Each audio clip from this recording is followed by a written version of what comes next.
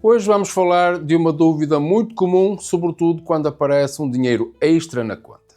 As indemnizações e os prémios de produtividade pagam IRS?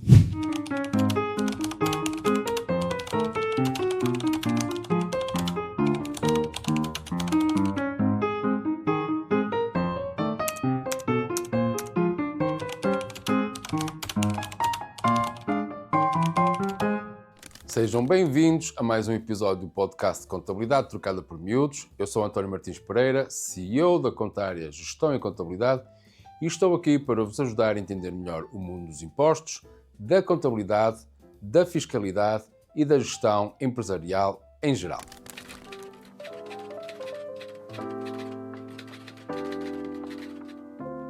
A resposta é aquela que ninguém gosta, mas que é correta. Depende. Depende do tipo de indemnização, do valor, de quem a recebe e até do comportamento posterior do trabalhador em alguns casos. E depende, no caso dos prémios, de regras muito específicas que a empresa tem de cumprir. Comecemos pela indemnização por despedimento. Quando uma pessoa é despedida e recebe uma indemnização, essa indemnização é, em regra, tratada como um rendimento ligado ao trabalho dependente. Agora há uma diferença importante. Se falarmos de gestores públicos, administradores ou gerentes, essas indemnizações são sempre tributadas em IRS. Ou seja, aqui não há margem, entram sempre para imposto. Para os restantes trabalhadores pode existir uma parte isenta. A parte isenta corresponde à média dos rendimentos regulares dos últimos 12 meses, multiplicada pelo número de anos de antiguidade. Isto parece complicado, mas é só uma conta. Imagine alguém que trabalhou 10 anos numa empresa e que nos últimos 12 meses, antes do despedimento, teve uma remuneração média regular de 1.500 euros. O limite isento será 1.500 euros vezes 10, ou seja, 15.000 euros. Até esse valor, a indemnização fica isenta.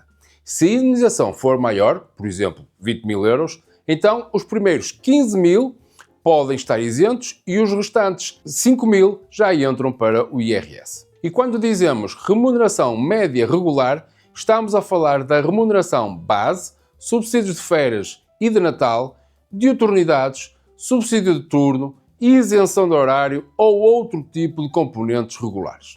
Agora, atenção ao detalhe. Os subsídios de férias e Natal que ainda não tinham sido pagos no momento do despedimento, não entram na indemnização. São pagos à parte e são tributados em IRS nos termos gerais. Mas então, o que acontece quando a indemnização excede o limite da isenção? Aqui a regra é: faz-se retenção na fonte sobre o excedente e esse valor deve ser declarado no anexo A e vai ser englobado com o restante rendimento do trabalho, ficando sujeito às taxas gerais. Agora há uma parte que muita gente ignora e que pode gerar uma surpresa enorme. É possível perder o direito à isenção. Perde o direito à isenção quem já tenha beneficiado da isenção nos 5 anos anteriores ou quem estabeleça um novo vínculo profissional ou empresarial com a empresa que despediu nos 24 meses seguintes. E nestas situações, as finanças passam a tributar a indemnização na sua totalidade. Ou seja, uma pessoa é despedida, recebe uma indemnização, pensa que parte está isenta, mas depois regressa à mesma empresa ou cria um vínculo com a mesma entidade dentro de 2 anos e pode perder a isenção. Isto é daqueles pontos que convém saber antes de tomar certas decisões. Agora passemos aos prémios de produtividade. Porque há aqui muitas confusões, sobretudo quando se fala de prémio e as pessoas assumem que é sempre tributado como salário. Os montantes pagos de forma voluntária e sem caráter regular, a título de prémio de produtividade, desempenho, participações nos lucros e gratificações de balanço, podem estar isentos de IRS até 6% do salário anual do trabalhador. Ou seja, existe um teto. Acima deste teto já não há isenção. Mas não basta respeitar o limite do trabalhador.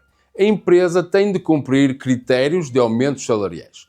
Para os prémios pagos, os critérios são dois. A empresa ter registado um aumento médio de salários de 4,7% face ao ano anterior e ter aumentado o salário dos trabalhadores que ganham igual ou abaixo da média da empresa também pelo menos 4,7%. Se a empresa não cumprir estes critérios, mesmo que o prémio seja pequeno, ele deixa de estar isento e passa a ser tributado como rendimento normal, somando-se ao resto e seguindo as taxas gerais. E aqui há outro detalhe muito prático.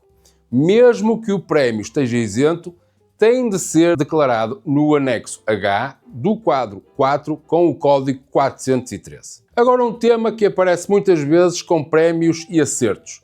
Rendimentos retroativos, ou seja, rendimentos de anos anteriores que foram pagos mais tarde. Esta situação deve ser tratada de duas formas. Uma é reportar ao ano que respeitam preenchendo o quadro 5B do anexo A e depois entregam uma declaração de substituição do ano em causa, com limite até ao 5º ano anterior. Outra é preencher o quadro 5A, em que as finanças dividem o rendimento pelos anos a que respeita, incluindo o ano de pagamento, mas isso pode empurrar a pessoa para um escalão mais alto e acabar por ser menos vantajoso. E para fechar, falamos das indemnizações que normalmente não pagam imposto, porque também há aqui confusão.